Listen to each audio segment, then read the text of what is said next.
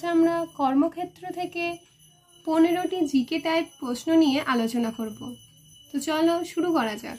Stainless স্টিলে কোন কোন ধাতু থাকে? উত্তরটি হবে নিকেল এবং ক্রোমিয়াম। হেড কাউন্ট রেশিও ভারতে বহুলভাবে ব্যবহৃত হয় নিচের কোনটির পরিমাপ হিসাবে? উত্তরটি হবে দারিদ্র্য। কিন্তু কেন্দ্রশাসিত অঞ্চলের প্রশাসকদের পদমর্যাদা কি?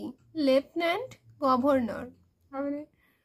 প্রশ্ন চিহ্নিত স্থানে কোন সংখ্যা বসবে? এখানে একটা সংখ্যা দিয়ে দিয়েছে, আর বন্ধ কর। যেহেতু আমরা এখন জিকে প্র্যাকটিস করছি, তাই রিজনিং এর কোশ্চেনগুলো এখন বাদ থাকছে। পরের প্রশ্ন যাওয়া যাক। রামচরিত কার লেখা? একটা হয় রামচরিত আর একটা হয় রামচরিত মানস। দুটো বই কিন্তু আলাদা। রামচরিত সন্ধ্যাকর নন্দীর লেখা, আর সে জায়গায় রামচরিত মানস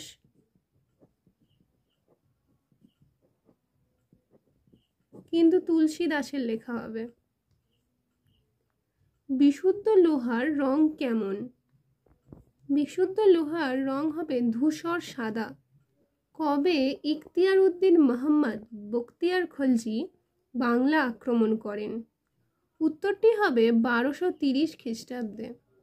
পরের প্রশ্ন, দুধের বর্ণ সাদা হয় কেন? কেশিন থাকার কারণে দুধের বর্ণ সাদা হয়। সংবাদপত্রের মুক্তিদাতা রূপে কে পরিচিত ছিলেন? উত্তরটি হবে লর্ড মেটকাফ।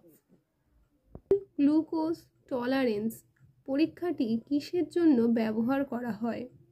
ব্লাড সুগারের জন্য আমরা ওরাল গ্লুকোজ টলারেন্স পরীক্ষাটা করিয়ে থাকি। কত সালে বিধবা বিবাহ আইন পাশ হয়? উত্তরটি হবে 1856 সালে। গভর্নর জেনারেল লর্ড ডালহৌসির আমলে ঈশ্বরচন্দ্র বিদ্যাসাগরের উদ্যোগে তৎকালীন সময়ে বিধবা বিবাহ আইন পাশ হয়েছিল।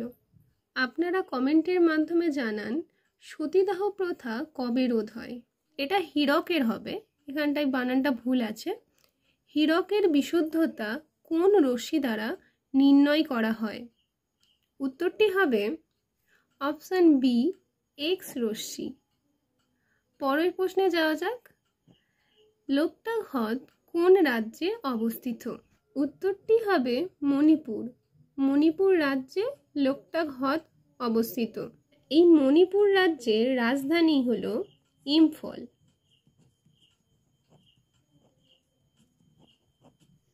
পরের প্রশ্নে যাওয়া যাক। নির্বাচন কমিশন গঠিত হয় কার দ্বারা? উত্তরটি হবে রাষ্ট্রপতি। রাষ্ট্রপতি নির্বাচন কমিশন গঠন করেন। রেমি কমিটি নিচের কোন বিষয়ের সঙ্গে যুক্ত? উত্তরটি হবে অপশন এ, পরোক্ষ কর।